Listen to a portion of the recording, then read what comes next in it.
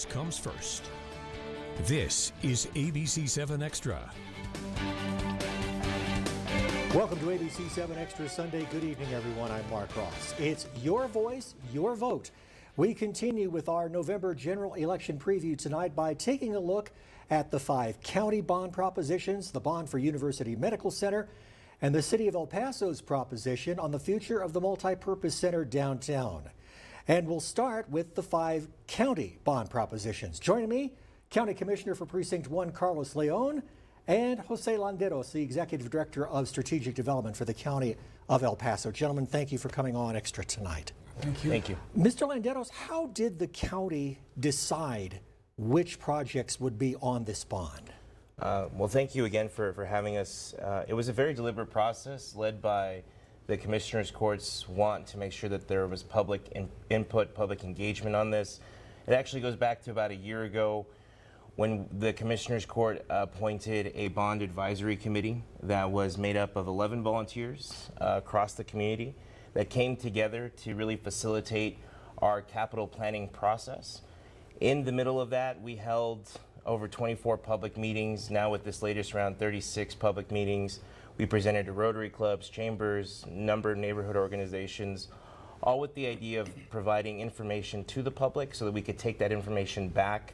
And ultimately, the Bond Advisory Committee developed a recommendation to the Commissioners Court for their review.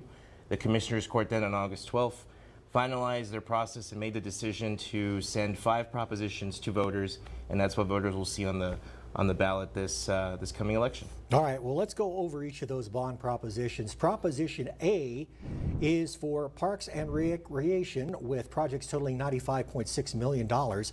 They include improvements to Escarate Park and improvements to parks across the county. Proposition B is for a new medical examiner's office. That project estimated at $26.3 million. Proposition C for $63.2 million is to build or renovate county courthouse satellites on Alameda, in Isleta, and on the far east side. Proposition D would renovate the El Paso County Coliseum for $104.1 million.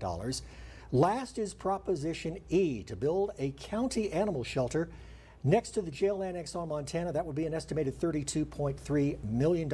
All 5 propositions total $323.8 million. Now, Commissioner Leon, let's be honest here. Which of these 25 projects that are on the 5 propositions are critical to county operations? I've got to say that when you're asking which ones are critical, in my opinion, they're all critical. And these were, as Jose just mentioned, we had over 36 meetings, so we've been very transparent with our public, asking them, what is it that you want to see? What is it that you want us to improve on? And through the BOAC, the Bond Advisory Committee, they brought this to us. I mean, this is what the public, this is, as I talked to you earlier, I've got 216,000 bosses out there that I'm responsible for, but even the stronger argument is I've got a vote that's county-wide. This includes parks, county medical examiner's office, so many needs that we have, and now the public will have an opportunity to vote whether, I do like this or I don't, but as you know, we cannot advocate for or against the bonds, but I'm very comfortable in discussing these issues that were brought forth by the public. So what's the cost to the taxpayer going to be, and how long are they going to be on the hook for this? Well, if you look at the total cost, is $323 more or less million spread over a 20-year period. And if you look at an average home price, I think they averaged it at $200,000, it would make a $5 increase pay in their taxes. And as we spoke to all of these folks that have come in, most of the folks that come into these meetings, they're very pro the issues that were brought forward. Insofar as adding to their tax burden, it might be another story, but overall, I got pretty good vibes from the folks at the meetings that I attended. Now, has Commissioners Court already approved some projects that are not part of these propositions that are still going to affect taxpayers? Are there some certificates of obligation out there? No, the COs will be discussed later.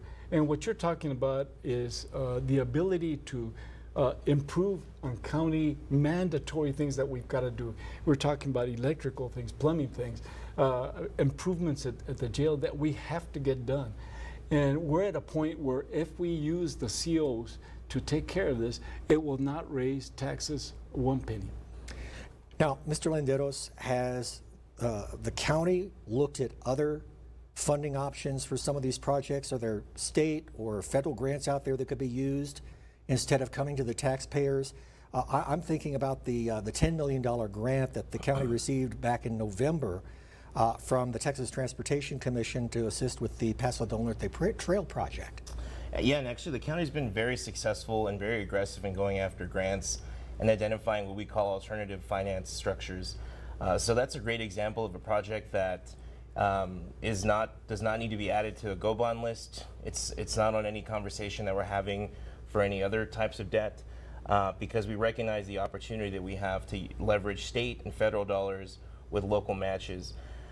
We have identified an energy audit that we're currently working on that would allow us to finance some improvements that are climate conscious to our infrastructure buildings all across the county, including replacement of a central HVAC system to the county courthouse.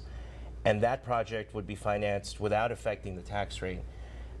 Over the past several years, the Commissioner's Court has been very deliberate in structuring a debt program that allows us to make investments in essential public purpose projects as defined by Texas law, as the ones Commissioner Leon mentioned, without actually affecting the tax rate. Because as we retire older debt, we queue up new debt so that we can continue to finance these needs so that our buildings don't fall into a state of disrepair.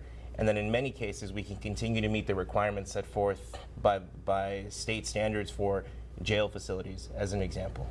Now, Commissioner Leon, let's say someone lives in Precinct 2, which covers much of the west side and central El Paso.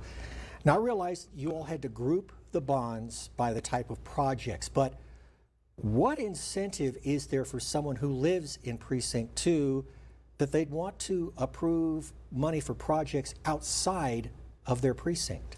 You know, that question came up several times, and one of the things that some of the people will tell me is that I'm also going to vote on improvements in the Coliseum. I go there. I'm going to vote on improvements at Escalante Park. I go there.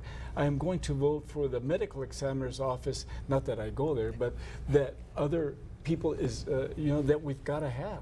So I was very impressed with our county residents in the willingness of them to be thinking this way, and especially the thought of improvements in water delivery to those folks that live outside the city limits. Now, if all of these propositions fail, what's next? Well, we have 3 years that are mandatory under state law that we can't bring them back. But we go with what the public wants. We do have the CD issue that those are improvements that, just like your home, you've got to make those improvements because then you're going to have more expense as you try to fix them later on. So I think what's next for us is to regroup and move forward. And if it means bringing these same issues to the forefront again in a couple of years, then that's what we're going to have to do. County Commissioner Carlos Leon, Jose Landeros, thank you very much for coming on ABC-7 Extra Sunday. Thank you for having us. And when we return, we'll talk about University Medical Center's nearly $400 million bond proposal that will be on the ballot next month. Stay with us. You're watching ABC-7 Extra Sunday. Right after a crash, insurance companies began crafting excuses to not pay you. That's why we get to work immediately. We're with you every step of the way, guiding you through the process, taking on the insurance companies, handling your medical bills, and work-related issues. We know the law, and we're not afraid to take those responsible to court. Our experts will expose the defense team's lies and hold them accountable. Donnie Acosta and Chaparro became my voice. I took my case to trial and won. That was the best call I ever made. There's a monster sale at Oscar Leaser's Hyundai of El Paso today, with spooky savings on over 400 new Hyundais.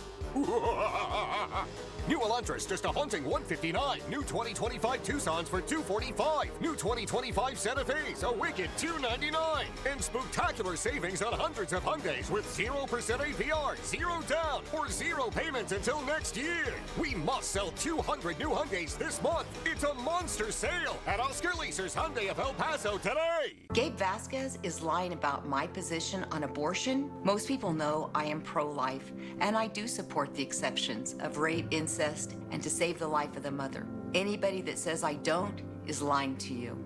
Abortion is now a state issue, and I will not support a national abortion ban. I'm focused on fixing the problems we are all facing, securing the border, bringing down the cost of living, and holding criminals accountable. I'm Yvette Harrell, and I approve this message. In 1972, Reyes & Reyes Law Firm began its fight for El Pasoans' Social Security disability benefits. We've helped thousands of families when illness or injury has prevented them from working. For the past 50 years, our family has been fighting and winning Social Security disability cases. We will continue to help our community get all the benefits they deserve.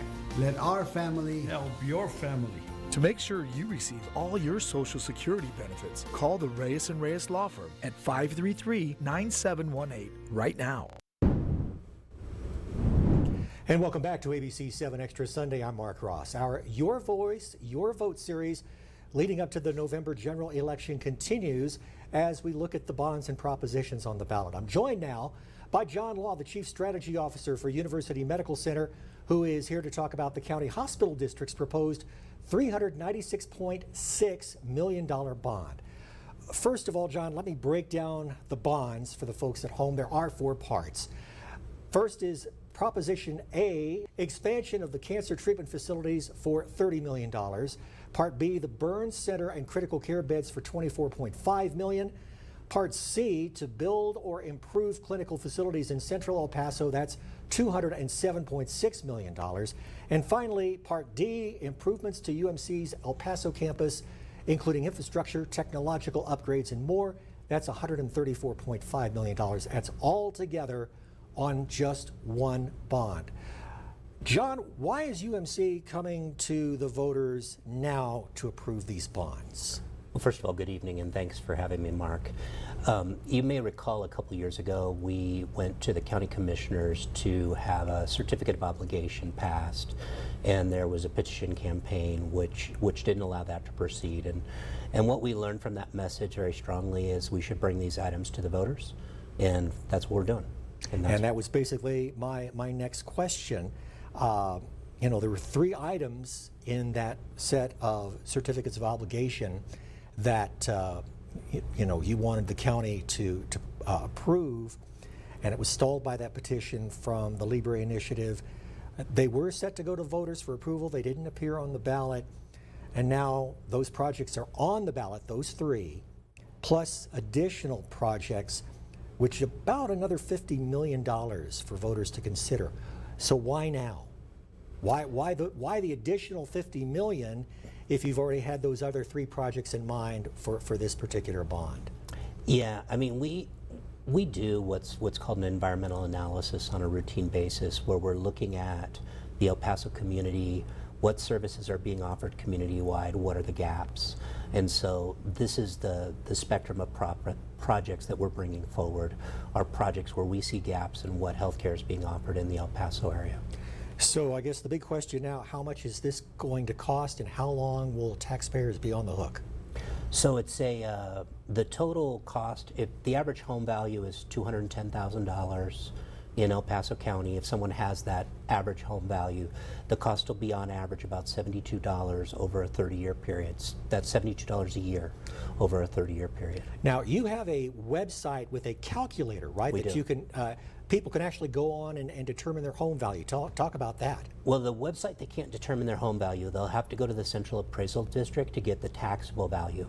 But the website will let them know what the tax impact of this bond will have on their home based upon the taxable value of their home.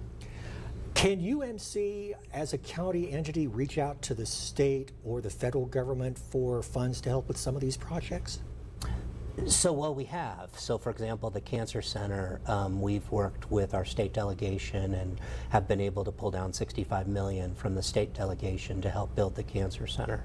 And that's why we're asking for another $30 million to get to the $95 million estimated cost for that Cancer Center. Okay, and you also got a nice little donation from the Fox family, did you not? Yeah, the Fox family made a really generous donation to Texas Tech, who is our partner in this project. The Paso del Norte Health Foundation has also made a grant to support the project, so there's a lot of community support for the Cancer Center. All right. John Law with University Medical Center, thanks so much for coming on tonight. I appreciate it. Thank you. And stay with us when ABC-7 Extra Sunday returns. We're going to talk about the City of El Paso's proposal regarding the future of the multipurpose center. You're watching ABC-7 Extra Sunday.